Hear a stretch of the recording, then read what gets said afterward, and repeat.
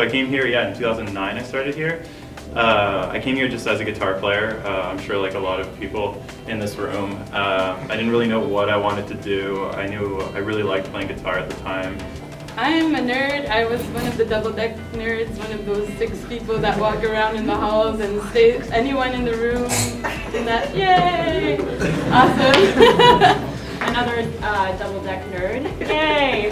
But I don't use that math and science as much, except when I substitute teach sometimes, and I'm like, oh, this. It's great to be back here. I've only been back here once since I graduated. So the reason I did double deck, well, at first I thought, okay, I'm going to do medicine, and then I quickly realized this is really not my cup of tea. So anyway, next thing I knew I was at McGill, and within my first semester I hated it. McGill's a great school and there's nothing bad about it, just like it wasn't working for me. I didn't have that same spark, I think, that I had when I was at Vanier. So came to Vanier, had like probably the best 3 years of my life.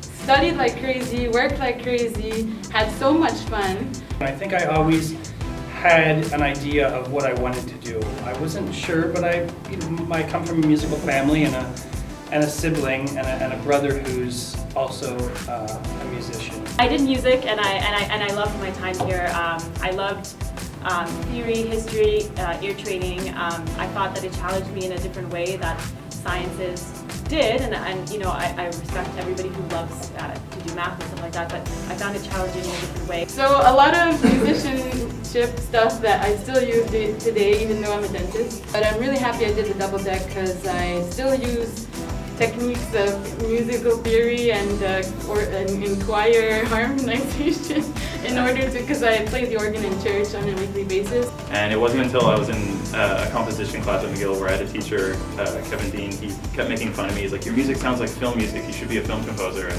I was like, what the heck? What's a film composer, right? So when I came to Vanier, I was very interested in drums, but I was also still playing some brass instruments. That was my catalyst for taking percussion. I just knew my limitations on the instrument would hold me back from being able to play the drums as well as I wanted to.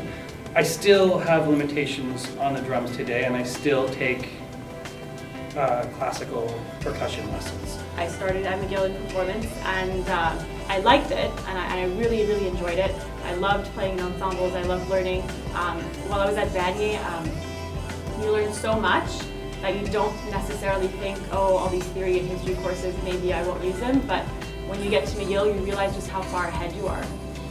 And that summer I took a course actually with Berklee College of Music. They had this online course, kind of like a 12-week thing, and every week you got to score a different scene and a different style. They would give you like these classic Hollywood movies and whatnot, and so I did it and I fell in love, and it felt like I was back at Vanier again. That same spark that I had kind of lit off, and I became obsessed with it. And by the end of that, those 12 weeks, I had this portfolio of film music, and I was like, well, this doesn't completely suck, I don't know. And so I kind of held on to that, and I found out about this master's degree that Berklee offered. They just opened up a grad school out in Spain, in Valencia, and they had this program scoring for film, television, and video games. And I was reading about it, and I was like, oh my god, this is crazy. Like, whoever gets to go here, this is like the coolest thing ever. I really wanted to do music, even though I was struggling in terms of the choices that I had, because I thank God I did really well on the academic side, so I could choose basically wherever I wanted to go. Applied into the medical field, dentistry, medicine, psychology, nutrition. I didn't really know exactly what I wanted to do, but I wanted to work with my hands. I was always a pianist, I was always someone who was very hands-on. I loved using my brain, but I needed the physical aspect also. So, applied into music, got into singing at Université de Montréal, and got into dentistry at Université de Montréal. And my father was like, well, you can always sing on the side of being a dentist, but you can't be a dentist on the side of being a singer. I went on to McGill for a few years, and then I've moved around since then, going to Europe and then going to New York. And I've been back in Montreal for 14 years, and I've been teaching at McGill for 14 years. So next thing I knew, I had an interview with them, and even with the interview, I was like cynical and like, whatever, it's just an interview, who cares?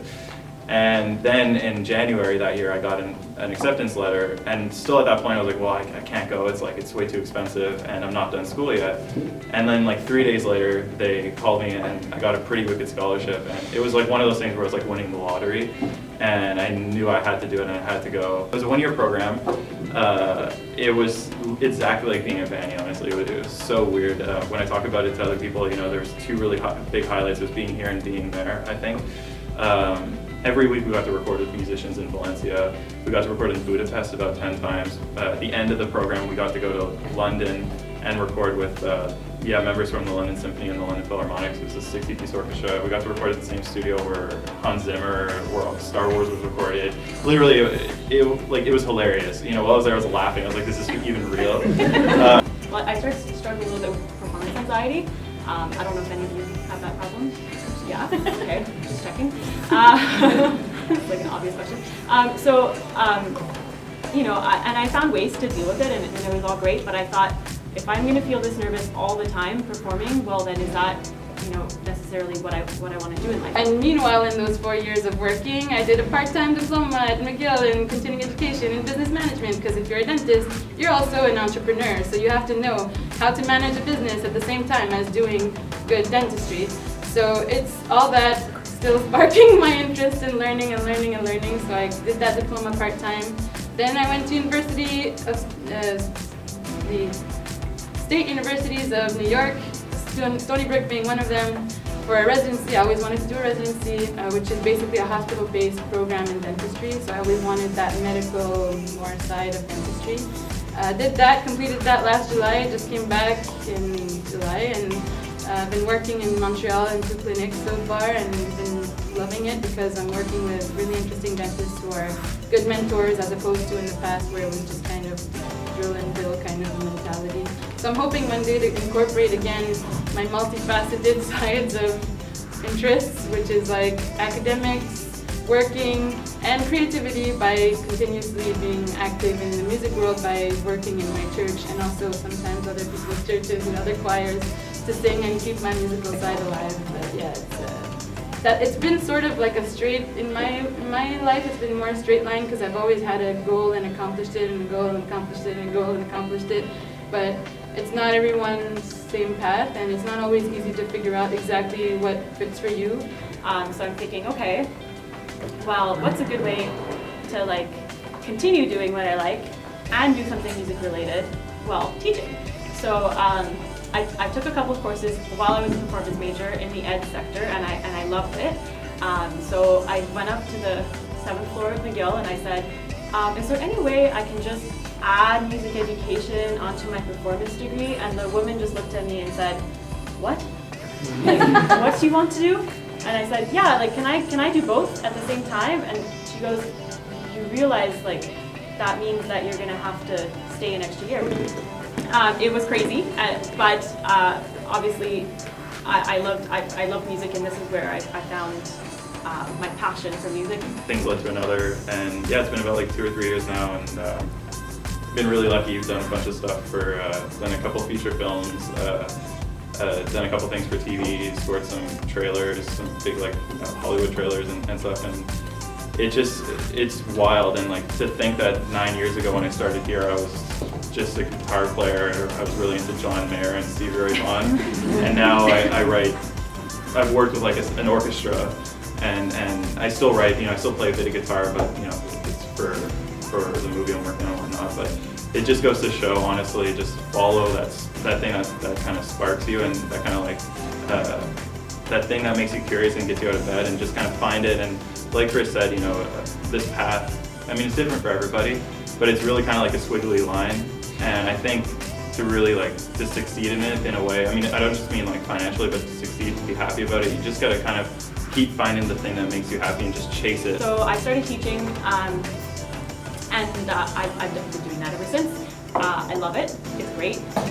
Having to spend a whole day with kids that also like music is amazing. I would love to inspire the students. I want to inspire the other musicians I play with. And so that my students, the people that I went with here were great individuals and great musicians, and that made a bigger difference than any teacher that I had here. And that followed the same trend for me at McGill or at other places that I've attended, camps or universities. So I would, if I could throw my 2 cents in, is to surround yourself with positive energy and people that are excited about what they're doing, excited about learning, excited about discovering music, discovering art.